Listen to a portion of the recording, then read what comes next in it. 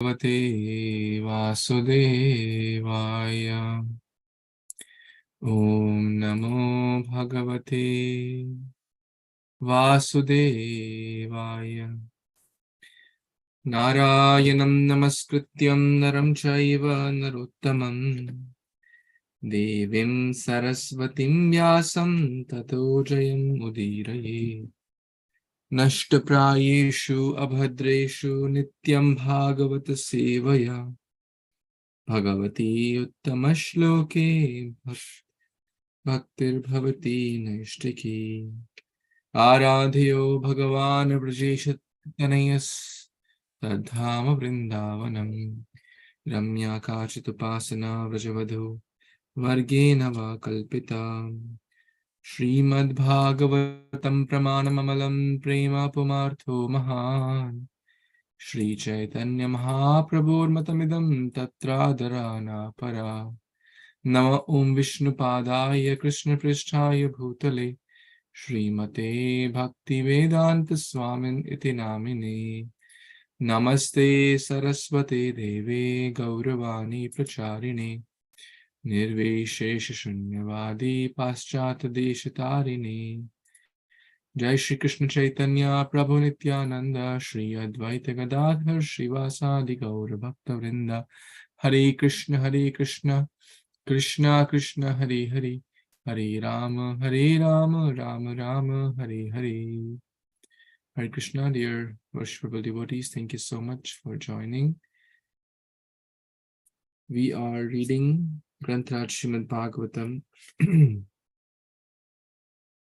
and this is, last week was Narshing Chaturdashi, so we were celebrating that and read a few classes on that, plus Rath Yatra. So we completed chapter 21 prior to that, so a week before. And two important verses which we asked devotees to memorize, which some of you did.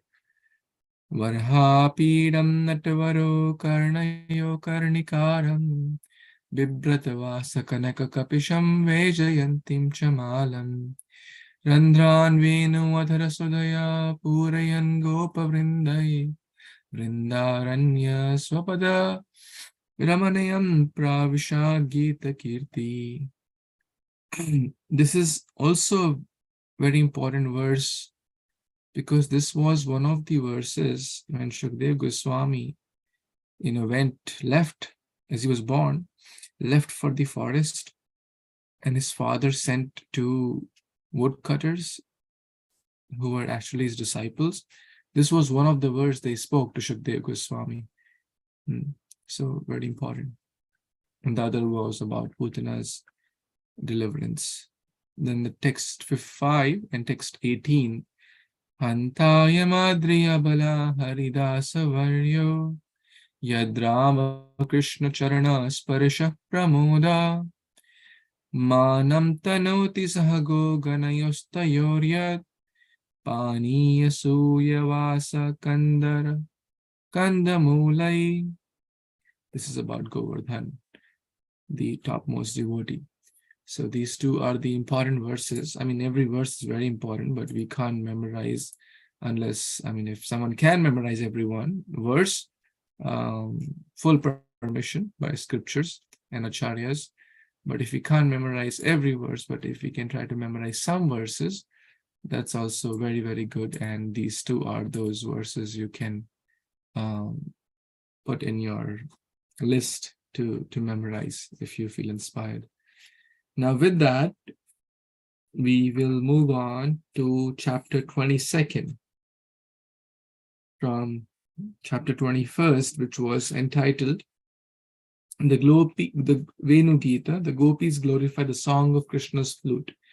So first we spoke about the right season, the rainy season, followed by autumn, very apt environment, clouds, birds, etc. And then Krishna entering the forest. But now we are going to the next chapter, which is entitled Krishna Steals the Garment of the Unmarried Gopis. So without further delay, let's begin this wonderful chapter. Would someone like to read the summary? It's pretty long, so maybe you can read 2-3 paragraphs, so a couple of devotees can read the summary. Anyone would like to? I can start, Prabhuji. Hare Kṛṣṇa devotees, Dhanam Pranam, all wishes Śrīla Prabhupada. Chapter 21, Krishna steals the garments of the unmarried gopis.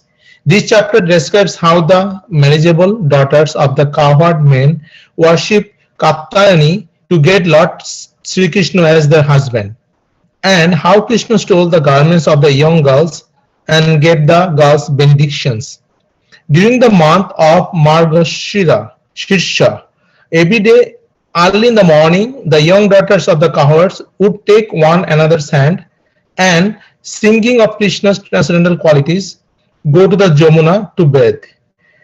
Desiring to obtain Krishna as their husband, they would then worship the goddess Katyayani with incense, flowers, and other items. One day, the young gopis left their garments on the shore as usual and began playing in the water while chanting of the Lord Krishna's activities.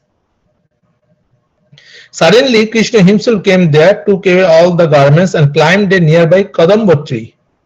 Wanting to tease the gopis, Krishna said, I understand how fatigued you gopis are from your austerities. So please come onto the shore and take back your clothes. The gopis then pretended to become angry and said the cold water of the Jamuna was giving them great pain.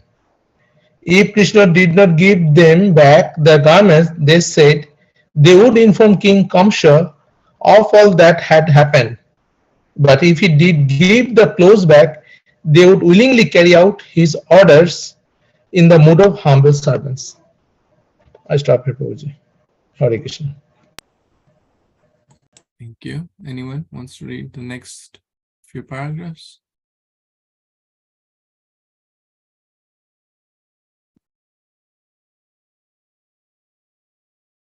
Sri Krishna replied that he had no fear of King Kamsa, and that if the girls really intended to follow his command and his maidservants, they should each immediately come onto the shore and take their respective garments. The girls, trembling from the cold, climbed out of the water, with their 2 hands covering their private parts. Krishna, who felt great affection for them, again spoke. Because while executing a vow, you bathe in the water naked, you have committed an offense against the demigods. And to counteract it, you should offer obeisance with joined palms. Then your vow of austerity will achieve its full result. The gopis followed this instruction and, folding their hands in respect, offered obeisance to Sri Krishna. Satisfied, he gave them their clothes back. He gave them back their clothing. But as the young girls had become so attracted to him that they could not leave, understanding their minds, Krishna said that he knew they had worshipped Katyayani to get him as their husband. Because they had offered their hearts to him, their desires would never again become tainted by the mood of materialistic enjoyment, just as the fried barley corns can no longer grow into shoots. Next autumn, he told them their most cherished desire would be fulfilled. Then the gopis, fully satisfied, returned to Vraja, and Sri Krishna and his cowherd friends went off to a distant place to graze the cows. Some time later, when the boys felt disturbed by the great heat of the summer, they took shelter at the base of a tree that stood just like an umbrella.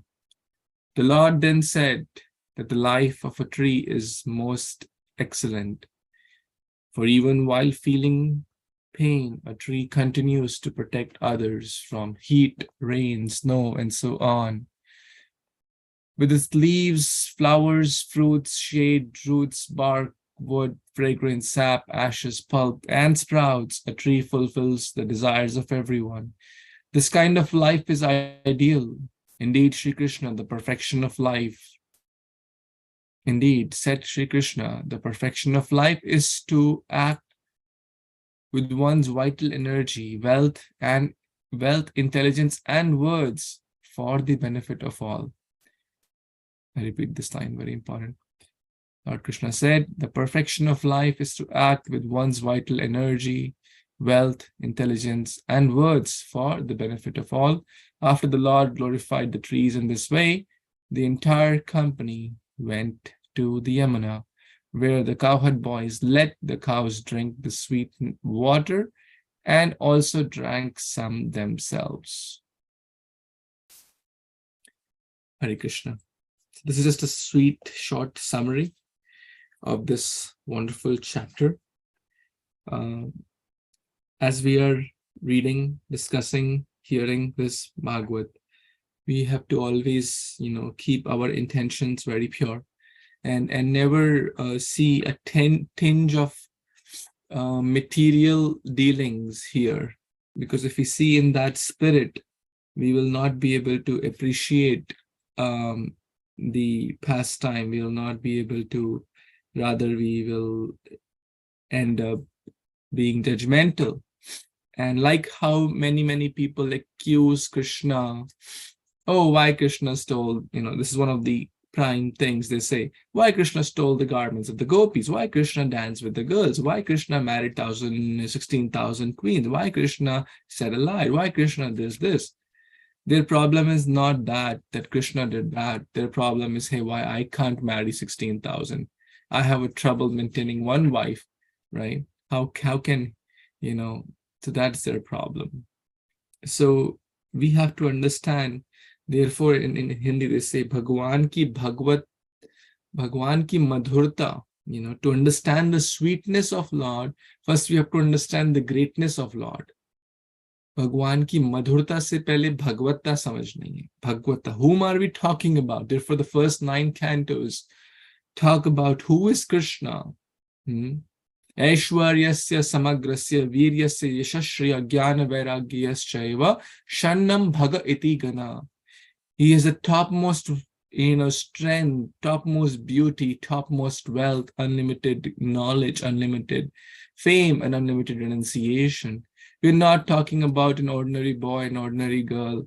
We're talking about the Lord. We're talking about, so this is a hard subject, for us to read, hear, and understand. But if we try our best to keep our intentions pure and see it with that perspective, then only we'll be able to, understand that, yes, we are not talking. And if someone wants to imitate that, someone wants to do this, then they say, okay, then first you drink the poison, like how Krishna drank the poison of Putana, how Krishna lifted the Govardhan hill. Can you do that? Then there's no answer. What to speak of lifting Govardhan hill? We can't just lift our hand for 7 minutes straight. Anyone can try. It'll be very hard. It'll start paining in a few seconds or a few minutes. So even 7 minutes lifting the hand straight becomes a challenge. What to speak of 7 days, 7 nights, lifting the entire Govardhan hill. So this is an esoteric chapter. This is, Krishna's sweetness, and Krishna, and this is between, them, Krishna, and his unalloyed pure gopis. So we have to always understand that ultimately Krishna is Param Purusha, and rest everyone is his there to serve. The energy and energetic, right? So everything is Krishna's energy. He is the supreme Bhokta, Bhoktaram Yajñatapasam Sarva Loka Maheshwaram. And when we do with that intention, then everything will be perfect. So the first half of the chapter talks about how Krishna stole the gopis' garments, and then basically indirectly he fulfilled their desire to accepted them all as his wives. That was their prayer, and said, okay, that's your prayer, I'll fulfill. And the second half of this chapter, there is a section about the trees, and also what lessons we should learn from the lives of the trees. And as we read this beautiful line, I really like this line. Sri Krishna, what does he say? What is ideal life? Learning from the trees. The trees are teaching us how to live an ideal life. The perfection of life is to act with one's vital energy, whatever strength Krishna has given us, physical strength, mental strength, wealth. Krishna has blessed us with whatever wealth, intelligence, right? Words, all these things we can use it to cause havoc, right? By speaking harsh words, by engaging wealth in wrong ways, by using our intelligence to harm others, right? Or we can use it for the benefit of all, as mentioned. What is perfection? To use for the benefit of all. And for that, first we need to understand what is real benefit, because otherwise we will be using, this is just called misplaced compassion. Just having good intent is not enough. Having good knowledge of what is real benefit is also very important. Like Mata, Kekai, right? Kekai thought that, oh, by sending Ram to the forest, I am doing very good to Bharat, right? Bharat will be very happy, but Bharat was least happy. To forget about being happy, he said, oh, if you would have not been my mother, I would have killed you, right?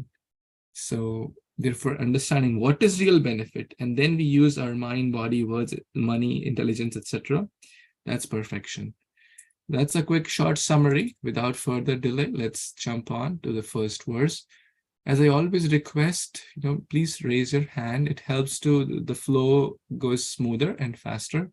And so I know who are in a position to read. So I'm not putting anyone on the, when you're not in the position, and if or sometimes you may be in a situation you're not able to read. But if you're in a situation and you want to read and you're in a position to read, then you can raise your hand, and then sometimes we may be able to ask everyone to read. Those whose hands are up, and sometimes we may not, but still, at least I would know that you have that desire. So let's read the first verse. Yes, Bhaswati Mataji, please. Hare Krishna, everyone. Dandavatana, all glories to Srila Prabhupada. Text 1. Sri Shuka Uvacha Hemante Prathame Masi Nanda Braja Kumarika Cherur Havishyam Bhanjana Kattayani Archana Bratam. Translation and purport by the disciple of His Divine Grace A.C. Bhaktivedanta Swami Prabhupada, disciple and Prabhupada ki jai. Shukadeva Goswami said, during the first month of the winter season, the young unmarried girls of Kakula observed the vow of worshipping goddess Kattayani.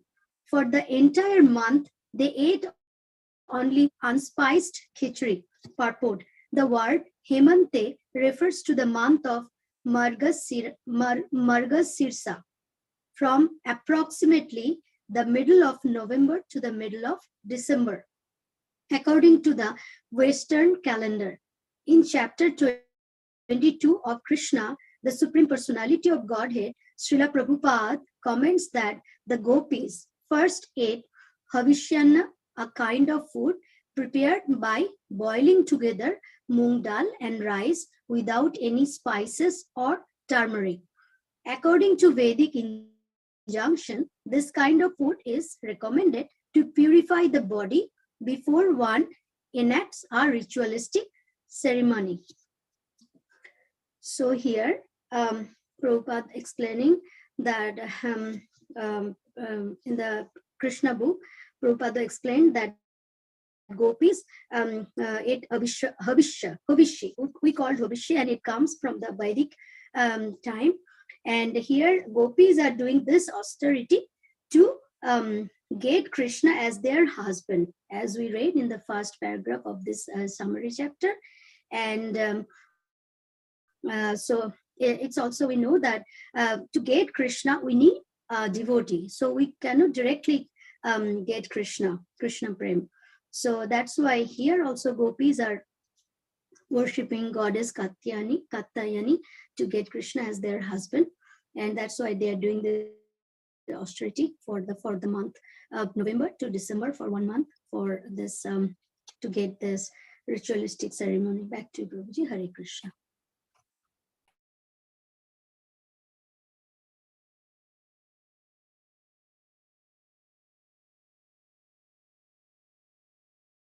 Hare Krishna.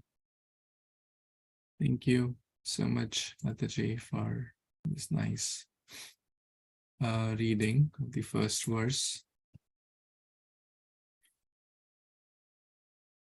So this tells us about the time when this period was going on. In chapter 10 of Bhagavad Gita, there is a wonderful verse where Krishna talks about the opulence, his different opulence. That's the title of chapter 10 of Gita. And it is mentioned, Masanam Margo Shirsha Aham. This is the word here also. The word in the translation, Marga Shirsha, right? So this month is the month of Marga Shirsha, or November, December. So if you have been to India or lived in India during that time, you know it's pretty cold, especially in North India at that time. If you've been to Kartik Yatra, it's after the Kartik month actually.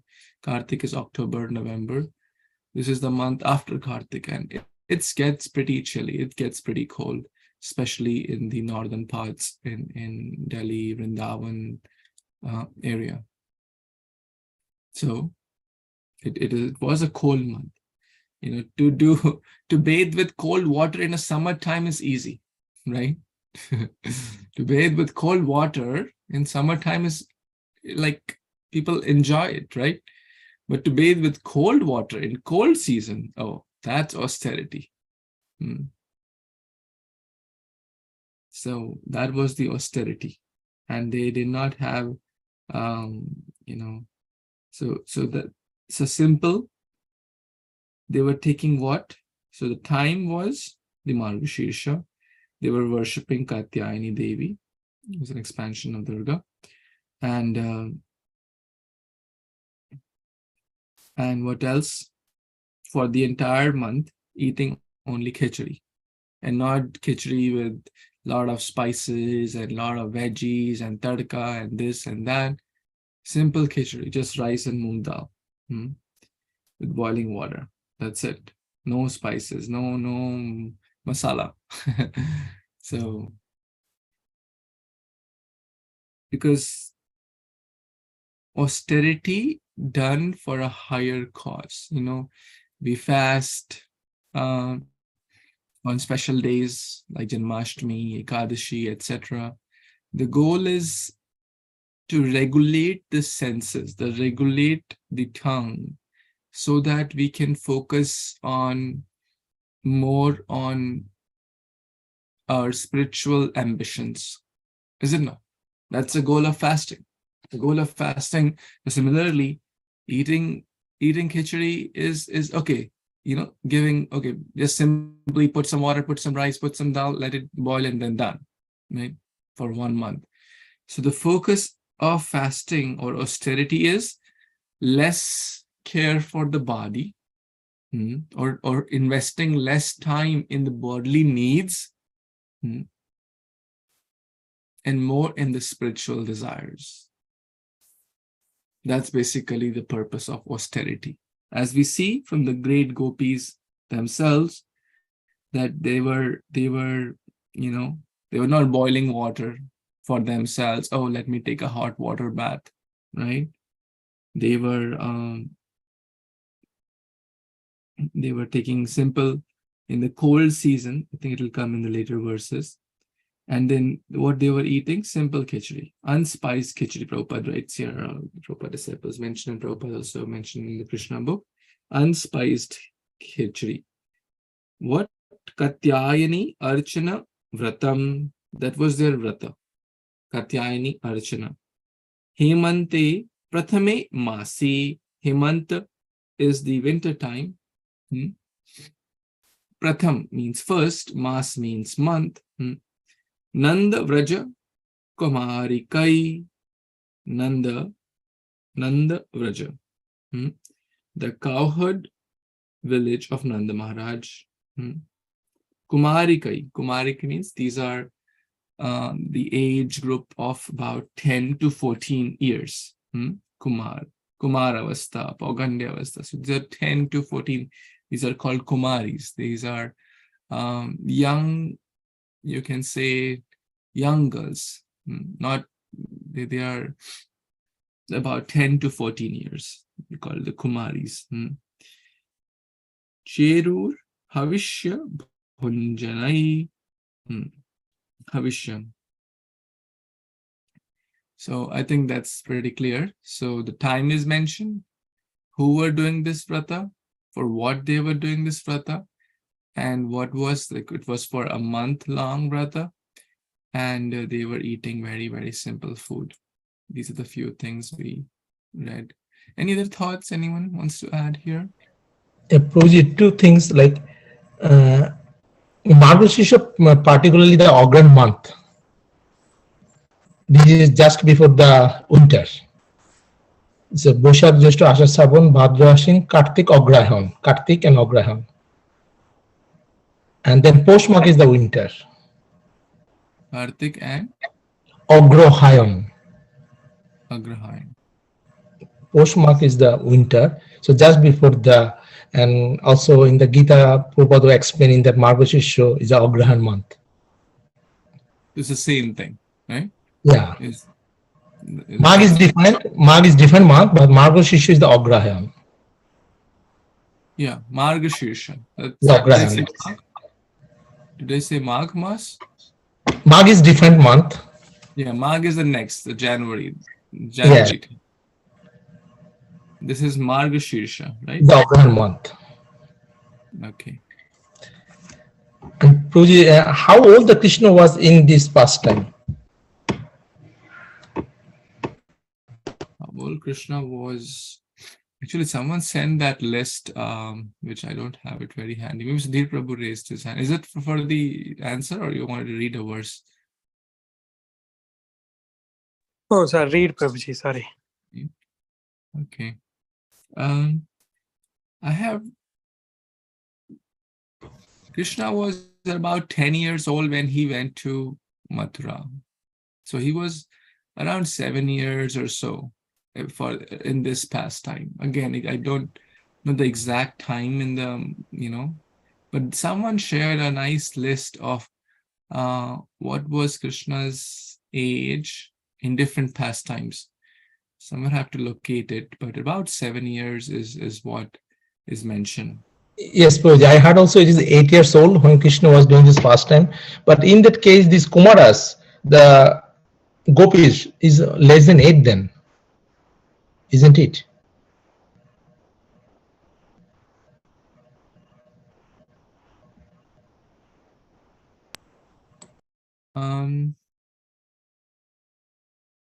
I'm reading from the Krishna book here. Prabhupada is mentioning unmarried girls from 10 to 14 years of age are supposed to worship either Lord Shiva or Durga in order to get a nice husband.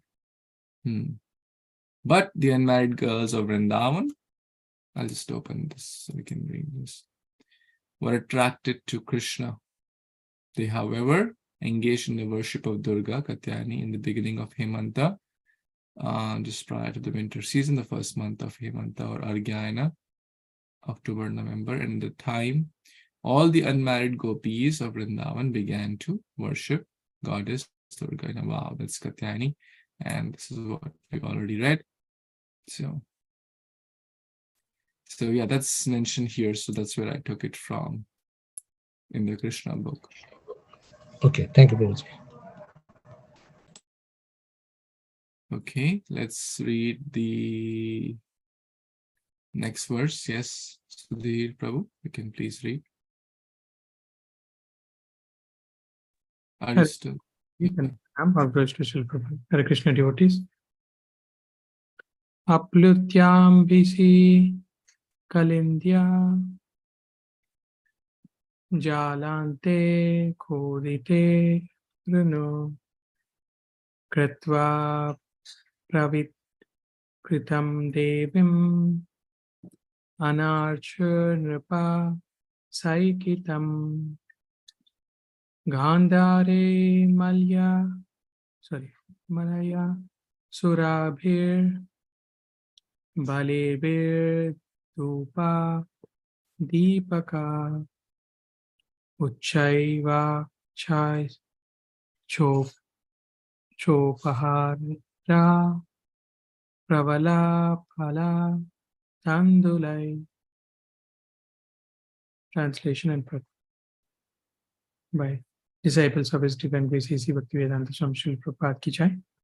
My dear king, after they had bathed in the water of Yamuna, just as the sun was rising, the gopis made an earthen deity of goddess Durga on the river bank. Then they worshipped her with such aromatic substances as sandalwood pulp, along with other items, both opulent and simple, including lamps, fruits, betel nuts, newly grown leaves, and fragrant garlands and incense. Perfect. The word bhalibi in this verse indicates the offering of clothing, ornaments, food, and so on. Hare Kṛṣṇa Prabhuji, and wonderful verse here. So we can see how, the gopis were so attached, they were very eager to get Krishna. So they were very sincerely worshipping Mother Durga. But as you mentioned, with a lot of austerities, very sincerely, with all the simple paraphernalia, they were worshipping, and they were, wanting Krishna as their husband. Please Hare Kṛṣṇa.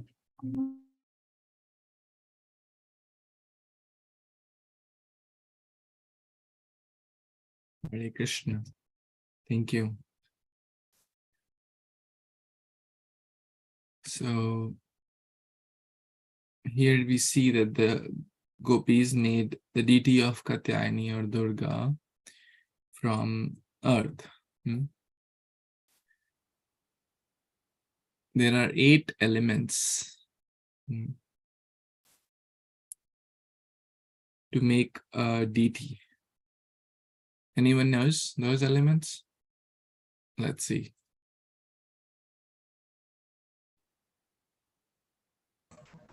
So some of them, Prabhuji, at least. Yes, please tell 1 or 2. Earth, stone, wood, metal. Okay, nice. Let's see. So we covered 4. Earth, which is clay or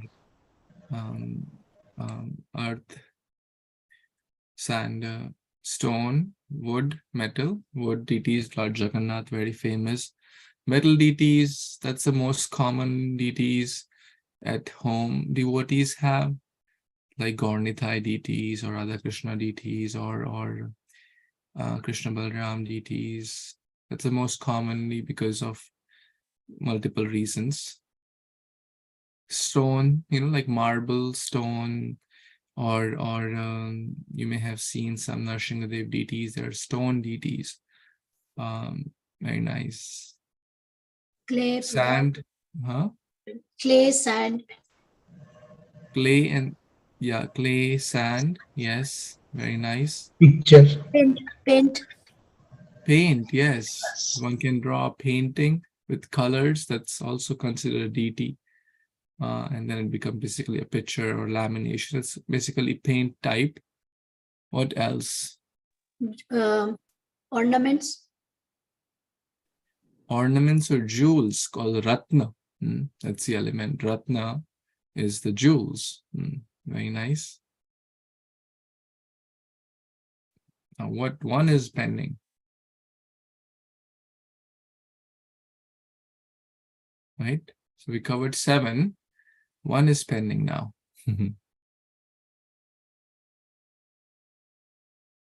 Okay, I'll give you a hint. Let's say we are in a very remote place and we don't have either paint or stone or wood or metal, jewels, whatever. Leaves and Manush. Yes, the mind. Yes. Even one can, just by remembering Krishna in our mind, and even in our mind, if we are offering, oh Krishna, let me offer tulsi leaves at your lotus feet. Let me offer Ganga Jal at your feet. Let me offer some fruits and flowers. Even just one is mentally thinking, mentally building that picture of Krishna, Radharani, Gaur-Nitai, etc. They're worshipable deities. It's equivalent to deity worship. And there are multiple examples and pastimes in this regard.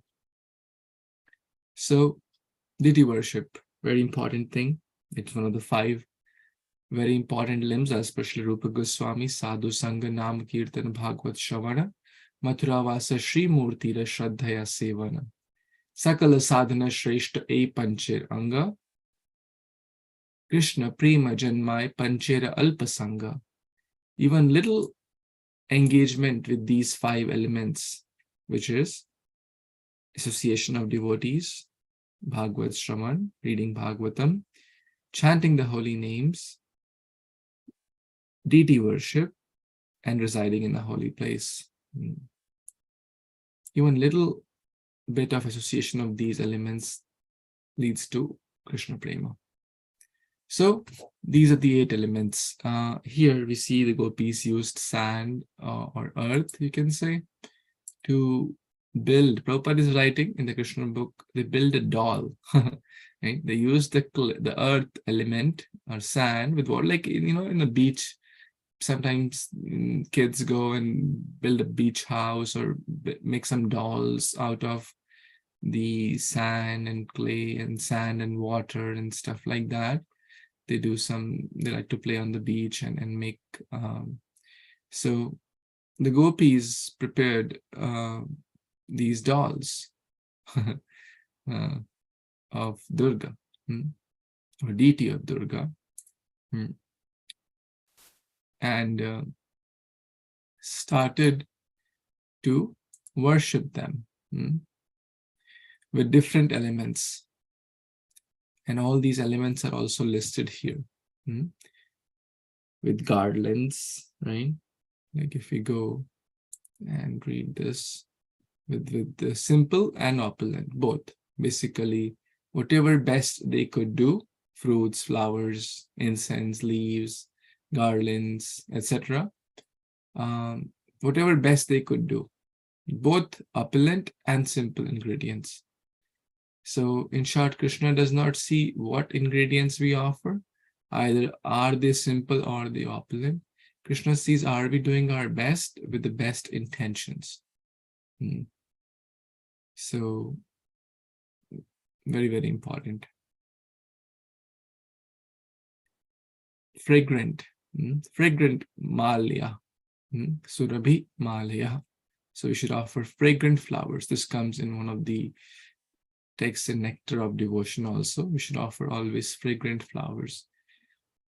Interesting question comes, oh my God, in US, hardly any flowers are fragrant. And that's true actually, because, I don't know what they do here, but somehow the flowers are not so fragrant as they are fragrant in India.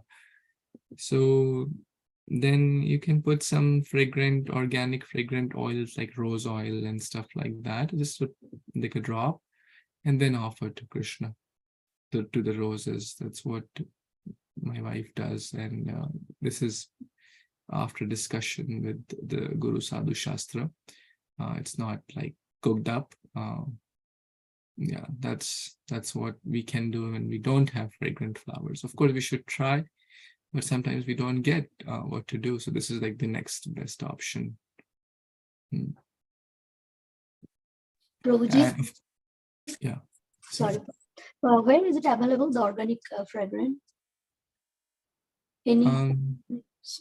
We generally get from Vrindavan. So if anyone is, all these holy places, Vrindavan, Mayapur, should have easily. Try with rose water. I'm not sure if rose water will give that thing also. Yeah, but these oils, like rose oil and rose itra, it's not oil, basically it's called itra. It's like fragrance. It's so if anyone is going to Vrindavan or so, Or if everyone wants, then I can try to ask some of my friends to ship it if everyone is in the need, like 10, 15 bottles.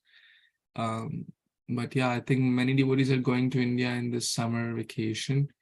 It'll be nice if yeah, either they can get, or if everyone needs, then we can try to get it shipped for all of you. Okay, Prabhuji. Thank you. Hare Kṛṣṇa. Thank you. Nice. And also we see before deity worship, even the gopis, simple, they know that they took bath in the cold Yamuna water. It was Aruna. Wow, that's also a very important word to know.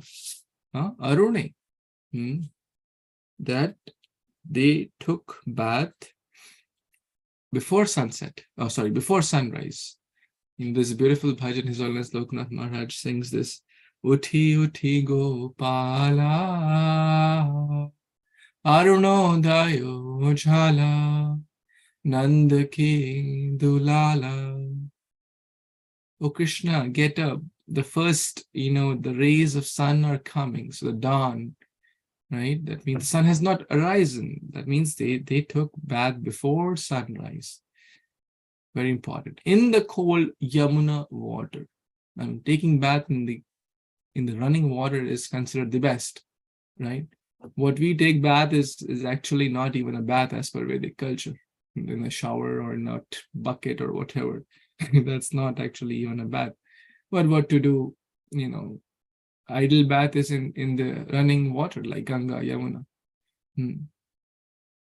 So what to do? At least we can invoke these rivers. Gange cha Yamune chaiva Godavari Saraswati Narmada Sindhu Kaveri Jale Asmin Sannidhim Kuru. Before we take bath, before we do Achman, we should try to invoke.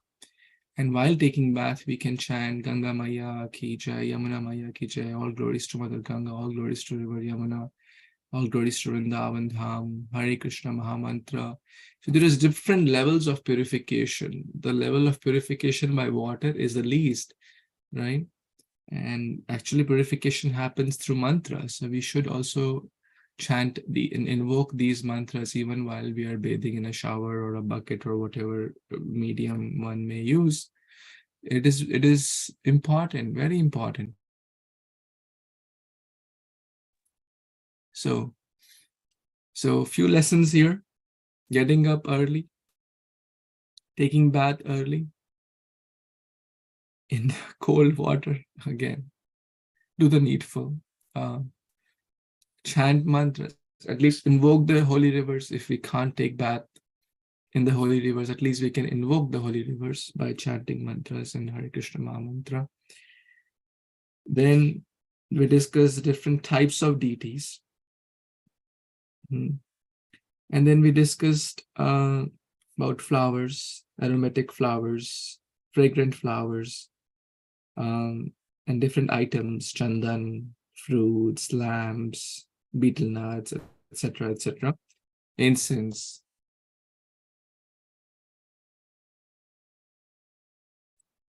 So in this way, they were offering, serving the Mother Katyayani. Not to get name, fame, profit, adoration. Not to get, most people go to demigods, whether Durga or Shiva, etc., for material gains. Give me a good house, give me a good car, give me a good wife, give me a good this, give me a good that. Here they went for Krishna. In short, a beautiful lesson that even if we approach demigods, we should only ask, oh Lord Shiva, or oh Durga Mata. Even if we approach them, we should, you are or Lord Hanuman or any other. Please increase our devotion to Lord Krishna. Please give us more attachment to holy name, more attachment to your master, which is Krishna, more unalloyed Krishna prema, more bhaktis, because we can follow in your footsteps, because you are pure devotees, right? All these demigods are great devotees, like Lord Shiva, Vaishnavana Mitha Shambhu, Lord Hanuman, the topmost devotee. So even if we approach, we should approach not for personal gains, but for spiritual desires, to increase more attachment towards Krishna. These are some thoughts from this verse. Anyone has additional comments here?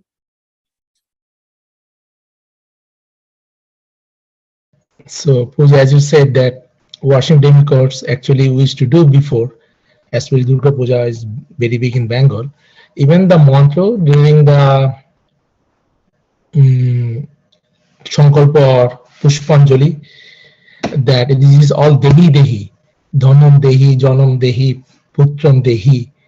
So even it is embedded in the mantra, not like Krishna Dehi. But coming to Krishna consciousness, still we do the Durga Puja in the Bengal Association, Saraswati Puja, but our mindset is changed.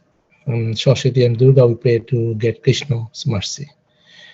It's Krishna's prem to serve Krishna and Prabhupada and the disciples. That's the Prabhupada's mercy on us. Back to Prabhuji.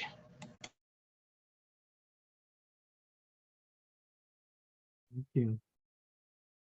Actually, that's the subject matter of the next verse. Sorry, I briefly touched.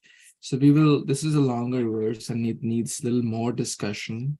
Prabhupada disciples have given a lengthy purport, and also Prabhupada has written extensively also in the Krishna book.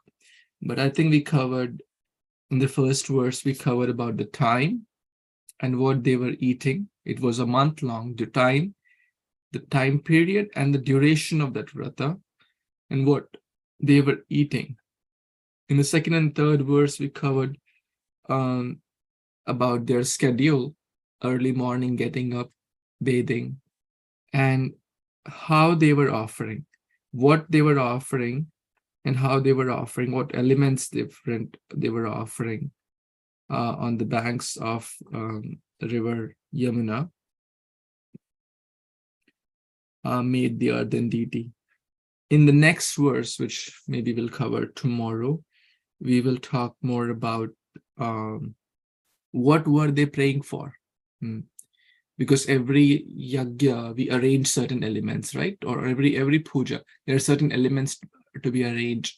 There are certain rituals to be done, some mantras and tantras, etc., some mudras and pujas. But what is the ultimate goal?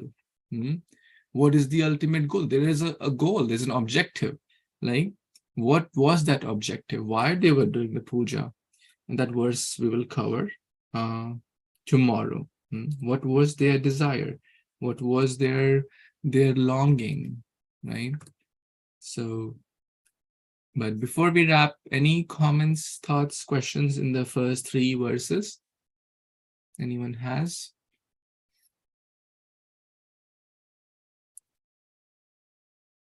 Any additional thoughts?